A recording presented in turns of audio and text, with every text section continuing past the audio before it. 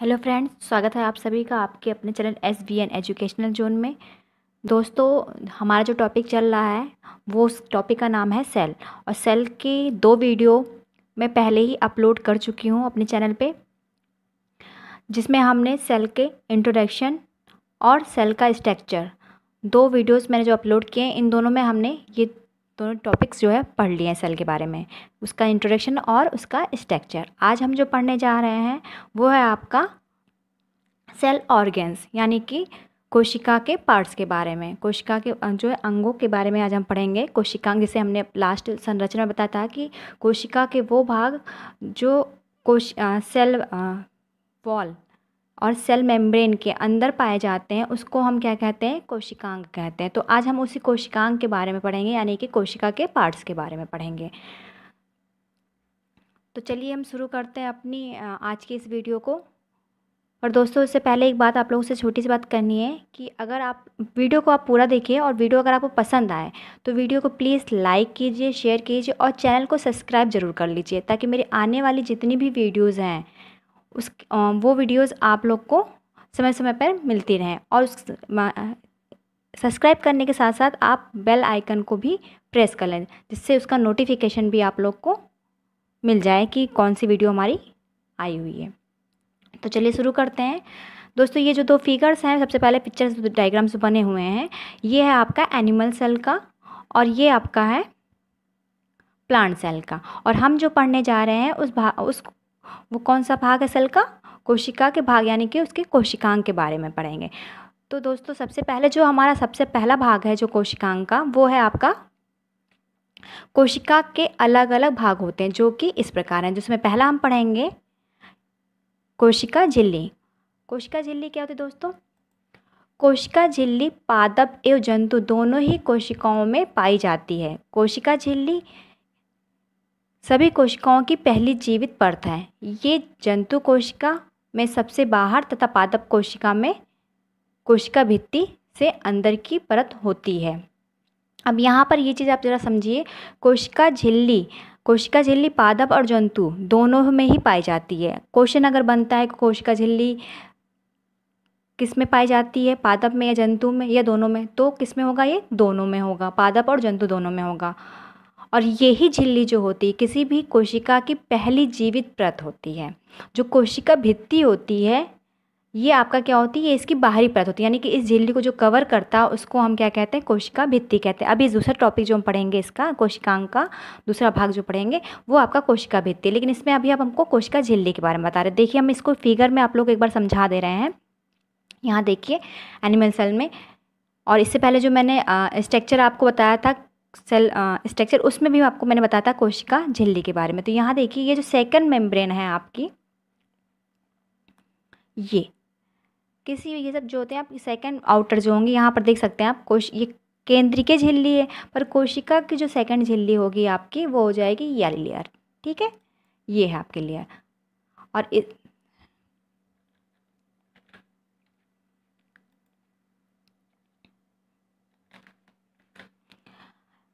तो इसके बारे में हम पढ़ रहे हैं। यहाँ पर सबसे पहला जो परत है वो आपकी क्या है?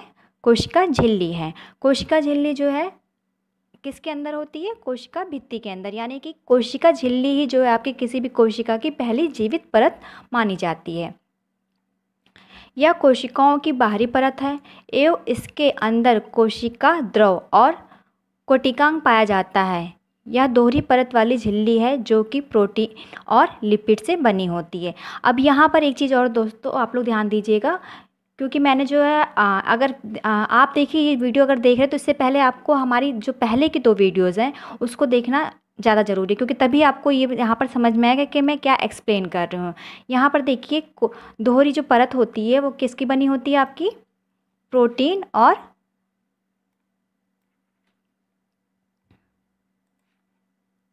लिपिड से बनी होती है।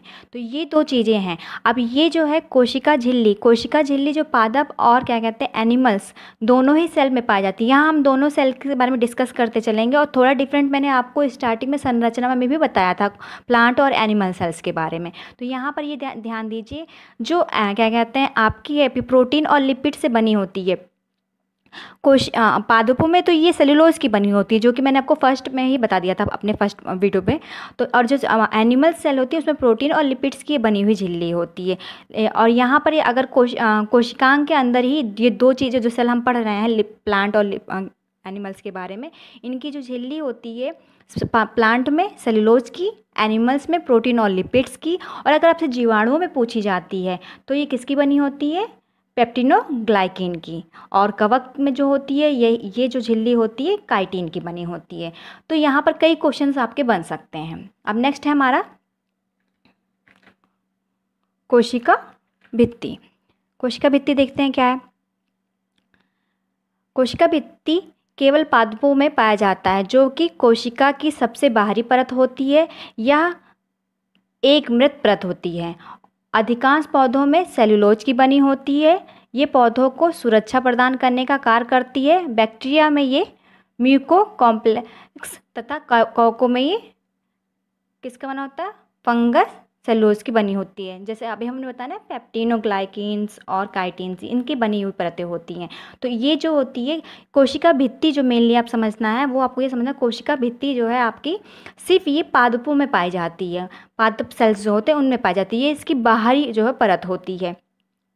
और ये जो है किसी भी कोशिका के जो बड़े कोशिकाएं होती हैं उनमें ही पाई जाती है। जैसे प्लांट होते हैं बहुत बड़े वाले होते हैं तो उनमें ये पाई जाती है। हमारी जो सेल्स होती हैं एनिमल सेल्स, उसमें ये कोशिका भित्ति नहीं पाई जाती है, क्योंकि हम अपने सेल्स को, अपने स्किन्स को और चीज़ों से कवर करते हैं। लेकिन प्लांट्स और ये सब जो उनको जो है बाहर की चीज़ें सुरक्षित करने के लिए टेम्परेचर से, तो उसके लिए एक परत जो होती है बाहरी, उसको हम कोशिका भित्ति करते हैं। इस तरीके से आप इसको समझ सकते हैं। नेक्स्ट है हमारा तीसरा जो आपका है वो क्या है, माइटोकांडिया। माइटोकांडिया को सूत्रकणिका भी कहते हैं। माइटोकांडिया क्या होते हैं दोस्तों, माइटोकांडिया देखिए हम फिगर में एक बार आपको दिखा देते हैं। पहले यहाँ पर हम प्लांट्स एनिमल्स और देखते देखिए माइटोकांडिया, ये जो आपको स्ट्रक्चर्स दिख रहे हैं ये सारे यहाँ पर ये आपका स्ट्रक्चर्स क्या है, माइटोकांडिया का है। ये स्ट्रक्चर सब आपके माइटोकांडिया के हैं। तो ये सेल किसमें, आपका जीव द्रव में। हमने बताया था जीव द्रव जो ये लिक्विड भरा है, उसी लिक्विड के अंदर ये सारे कोशिकांग पाए जाते हैं सेल के। तो वो जो है आपका उसी कोशिका लिक्विड में ये आपका एक कोशिकांग भाग है, वो क्या है आपका माइटोकांडिया है। ये इसमें पाया जाता है। माइटोकांडिया जो है प्लांट्स में भी पाया जाता है। ये देखिए यहाँ पर तो दोनों ही सेल्स में, दोनों सेल्स का मैंने इसलिए स्ट्रक्चर दे रखा है। आप इसको स्ट्रक्चर्स में इसलिए आप लोग बीच में दिखाती हूँ क्योंकि स्ट्रक्चर से चीज़ें और ज़्यादा क्लियर हो जाती हैं। कि अगर आपने पिक्चर्स देख लियो, पिक्चर्स में कोई चीज़ दिखाई जा रही है तो पिक्चर से अगर हम टॉपिक को क्लियर करते चलेंगे तो काफ़ी लंबे टाइम तक आपके मेमोरी में वो रहेगा। अब माइटोकांडिया क्या होता है, माइटोकांडिया की खोज सबसे पहले हम बताते हैं आपको किसने किया था, अल्टमान ने किया था। इसकी खोज जो है किसने की है, अल्टमान ने। हालांकि ये पूछा नहीं जाता है, ये बायो वाले जो स्टूडेंट्स हैं उनमें ज़्यादा पूछा जाता है, लेकिन जो होम साइंस के हमारे स्टूडेंट्स हैं उनके लिए यहाँ मैं बताते चलूँगी क्वेश्चन। लेकिन ऐसा नहीं कि आप इसको इग्नोर कर दें, फिर भी आप इसको देखते रहें कि क्या क्या चीज़ें इंपॉर्टेंट है इसमें। तो ये सबसे पहले माइटोकांडिया की खोज जो की है वो उनके खोजकर्ता का नाम है अल्टमान। और ये कोशिका जो होती है आपकी कोशिका द्रव में बिखरी होती है, क्योंकि एक माइटोकांडिया यानी कई सारे होते हैं जो आपके क्या होते हैं कोशिका द्रव में, जिसको हम जीव द्रव बोल रहे हैं, उसी में ये आपका क्या होता है बिखरी रहती है। या सूक्ष्म छड़ों या धागेनुमा गोलाकार दानेदार दिखाई देने वाली क्या होती है, संरचना होती है। ये चारों तरफ से एक दोहरी झिल्ली से घिरा होता है। इसमें भी जो कवर होती है, ये जो आपका माइटोकांडिया होता है क्या होता है, दोहरी झिल्ली से घिरा होता है, यानी कि डबल कवरेज होती है इसकी भी। माइटोकांडिया कोशिकाएं जो होती है वो क्या करती हैं, श्वसन की सक्रिय स्थल होती है। यानी कि यहाँ पर जो माइटोकांडिया कोशिकाएं जो होती है वो श्वसन यानी कि श्वसन जो क्रिया होती है उसमें क्या होता है, ये सक्रिय स्थल है। सक्रिय स्थल क्यों माना गया, जैसे कि अभी इसमें तो नहीं, लेकिन जब हम आपका श्वसन के बारे में पढ़ाएंगे, रिस्पायरेशन के बारे में पढ़ाएंगे, तो वहाँ पर ये चीज़ें क्लियर की जाएगी कि हम जब सांस लेते हैं तो सांस से क्या हम ऑक्सीजन लेते हैं, और ऑक्सीजन क्या होता है हमारी बॉडी में कैसे जाता है, जो हमारे ब्लड में हीमोग्लोबिन होता है उसके थ्रू क्या होता है पूरी बॉडी में हमारे सर्कुलेट होता है। और ये जो हीमोग्लोबिन होता है इस ऑक्सीजन को माइटोकांडिया तक पहुंचा जाता है। और माइटोकांडिया क्या होता है, इसको जो होता है यहाँ पर एक श्वसन देखिए, श्वसन जो होता है श्वसन जब पता था तो श्वसन चक्र यानी कि वहाँ पर एक क्रेब्स चक्र चलता है। क्रेब्स चक्र में जो होता है एटीपी आपका क्या है, ये जो है क्रेब्स चक्र में एटीपी का निर्माण होता है माइटोकॉन्ड्रिया में है। और ये एटीपी क्या करती है, ग्लूकोज बनाती है, और ग्लूकोज जो होता है वो क्या करता है, हमें एनर्जी देता है। यानी कि जो अगर आपको यहाँ पर क्लियर हो जाएगा कि जो माइटोकॉन्ड्रिया वहाँ पर क्या है, ऊर्जा, यानी कि एटीपी का निर्माण होता है, यानी कि ऊर्जा बन रही है। तो इसलिए जो होता है हम माइटोकॉन्ड्रिया को जो है किस नाम से भी, क्योंकि यहाँ पर जिसके फलस्वरूप क्या होती है, ऊर्जा बनती है, और ऊर्जा बनती है इसलिए इसको हम ऊर्जा ग्रह यानी कि पावर हाउस, विद्युत ग्रह यानी कि शक्ति ग्रह भी कहते हैं, इलेक्ट्रिक ग्रह कह सकते हैं आप इसे।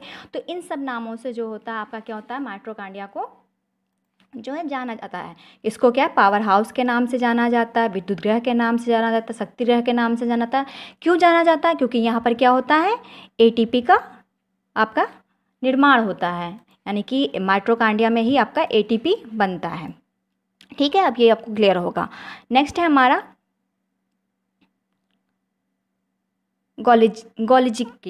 गोल्जिकाएँ यानी कि गोल्जी बॉडी, इसको हम गोल्जी उपकरण के नाम से भी जानते हैं। इसकी खोजकर्ता जो है वो क्या है, आपके कैमिलो गोल्जी है, इसलिए इसका नाम जो है गोल्जिकाएँ या गोल्जी बॉडी या गोल्जी उपकरण रखा गया। ये भी कोशिकाएं जो होती हैं किस में पाई जाती हैं, कोशिका द्रव में ही पाई जाती हैं। जितनी भी कोशिकांग हैं सब आपके कोशिका द्रव में ही पाए जाते हैं। तो ये भी आपका कहाँ पाया जाएगा, कोशिका द्रव में पाया जाएगा। पाए जाने वाली एक रचना है यानी कि कोशिकांग है, जिसको गोल्जी उपकरण कहते हैं। ये सूक्ष्म नलिकाओं के सूक्ष्म एवं थैलियों का बना होता है। गोल्जी उपकरण कोशिका के भीतर तथा बाहर पदार्थों को भेजने का कार्य करता है। अब यहाँ पर ये चीज़ आप ध्यान रखिए सबसे पहले कि इसकी खोज किसने की थी, कैमिलो गोल्जी ने की थी। ठीक है, इसका जो मेन काम है गोल्जी उपकरण का, वो क्या काम है आपका, कोशिका के भीतर पदार्थों को भेजने का कार्य करता है, यानी कि परिवहन का कार्य करता है। यानी अब ऊर्जा जो है बॉडी में कौन बना रहा है, माइटोकॉन्ड्रिया बना रहा है। अब ऊर्जा के हमारी बॉडी को जो है हमारे हर एक अंग को क्या कहते हैं, एनर्जी की ज़रूरत पड़ती है या और भी पोषक तत्वों की ज़रूरत पड़ती है। तो जो भी पोषक तत्व जहाँ निर्मित होते हैं उनमें जो परिवहन का कार्य करने का काम होता है वो किसका होता है, आपका गोल्जी काय यानी कि गोल्जी बॉडी का कार्य होता है परिवहन का, जो है पदार्थों के इधर ले जाने का। नेक्स्ट है आपका रितिका। रितिका क्या है, रितिका को हम वैक्यूल्स कहते हैं। रितिकाएं जो होती हैं वो प्लांट और एनिमल्स दोनों ही सेल्स में पाई जाती हैं। ऐसा नहीं कि केवल ये एनिमल सेल्स में पाई जाती हैं, प्लांट्स में, दोनों में ही पाई जाती हैं। पर इसमें डिफरेंट क्या होता है, जो प्लांट सेल में पाई जाने वाली रितिकाएं हैं, वैक्यूल्स हैं, इसको हम रसधानी भी कहते हैं। वो क्या होता है, प्लांट में एक बड़े आकार की जो है रितिका पाई जाती है। लेकिन जंतुओं में क्या होते हैं, ये छोटे छोटे कई सारे होते हैं, यानी कि बिखरे हुए होते हैं। परंतु पादपों में ये क्या होती हैं, बड़ी होती हैं एवं मध्य में होती हैं, तथा जंतुओं में ये रितिकाएं क्या छोटी छोटी और अनेक होती हैं, जो कि कोशिकाओं में बिखरी होती हैं। इनका कार्य क्या है, इनका कार्य है भोजन, पानी एवं अन्य पदार्थों का संग्रह करना तथा इनकी मात्रा को संतुलित करना। यानी कि ये जो होता है आपकी बॉडी में सेल्स में जो जल है उसकी मात्रा को क्या करता है, ये संतुलित करके रखता है। नेक्स्ट टॉपिक है हमारा इसमें लाइसोसोम। लाइसोसोम क्या है, लाइसोसोम की खोज जो है डी डुबे ने की थी। किसने की थी, डी डुबे ने की थी इसकी खोज डी डुबे ने की थी 1955 में। इसमें जल अपघटक एंजाइम्स पाया जाता है जिसे हाइड्रोलाइटिक्स एंजाइम्स कहते हैं। ये कोशिका में आने वाले पदार्थों को पचाने का कार्य करते हैं। लाइसोसोम्स को सुसाइड बैग अर्थात आत्महत्या की थैली भी कहा जाता है। और क्या है इसमें लास्ट आपका टॉपिक जो है आरबीसी में लाइसोसोम्स नहीं पाए जाते हैं। अब लाइसोसोम्स यहाँ पर एक स्ट्रक्चर में पहले देख लीजिए आप। ये एक बैग की थैली के समान संरचना होती है। ये देखिए आप, ये दिख रहा है आपको, ये है आपका लाइसोसोम्स। तो लाइसोसोम्स जो है वो आपका क्या काम करता है, सबसे पहले इसकी खोज हम देखेंगे। खोज किसने की थी, अभी हमने बताया आपको डी डुबे ने की थी 1955 में। और इसमें जल अपघटक एंजाइम पाए जाते हैं जिसे लाइटिक एंजाइम्स कहते हैं, ये कोशिका में आने वाले पदार्थों को पचाने का कार्य करता है। तो यहाँ पर मेनली ध्यान आपको रखने वाली जो चीज़ है, जो क्वेश्चन आपके बनने वाला, वो क्या करता है यहाँ पर, ये भोज्य पदार्थों को पचाने का कार्य करता है। यानी कि वो एक इसके अंदर जो बनने वाला एंजाइम्स है आपका, हाइड्रोलिटिक्स एंजाइम्स, वो क्या करता है, भोज्य पदार्थों को पचाने का कार्य करता है। और इसको सुसाइड बैग्स अर्थात आत्महत्या की थैली भी कहते हैं। आत्महत्या की थैली क्यों कहते हैं, जैसे कि इसको आत्महत्या की थैली इसलिए कहते हैं कि ये भोजन को पचाने का कार्य तो करता है, लेकिन कभी कभी ऐसा होता है कि ये फट जाता है, और फट जाता है तो इसके आसपास जो चीज़ें होती हैं उन पर ये एंजाइम्स पड़ जाते हैं। मतलब जब ये फटेगा तो इसके अंदर एंजाइम्स है, और एंजाइम्स जब खुद फट रहा है तो एंजाइम्स भी जाहिर सी बात है, और इसके आसपास जितने भी आपके कोशिकांग हैं उन पे भी पड़ेंगे, तो उन पे पड़ने पे क्या होता है, उनकी भी क्षति हो जाती है, यानी कि दूसरों को भी ये क्या करता है, क्षति पहुंचा देता है। तो इसको इसलिए जो है बैकयार्ड आत्मा की थैली भी कहते हैं। और ये जो आरबीसी जो होते हैं हमारी रेड ब्लड कॉर्पस, उसमें जो है क्या कहते हैं, राइजोसोम्स नहीं पाया जाता है। ये जो है आपको ध्यान रखना है। तो दोस्तों ये आज जो है हमने कोशिकांग के 6 टॉपिक्स के बारे में पढ़ा है।